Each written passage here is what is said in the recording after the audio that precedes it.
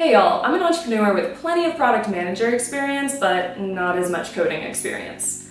I've been using vibe coding platforms to help me build my websites.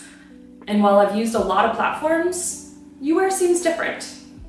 Sometimes when you use AI to build a website, the result can come out looking strange. Sometimes it can even be purple.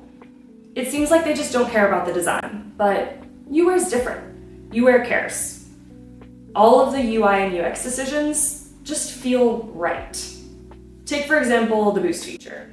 When I don't have a clear vision of exactly what it is that I want from my website, Boost helps to clean the layout. It helps to smooth the transitions. And with Codex now included, Boost has really leveled up. It's like working with a design partner who just gets it. For me, YouWare isn't just a tool.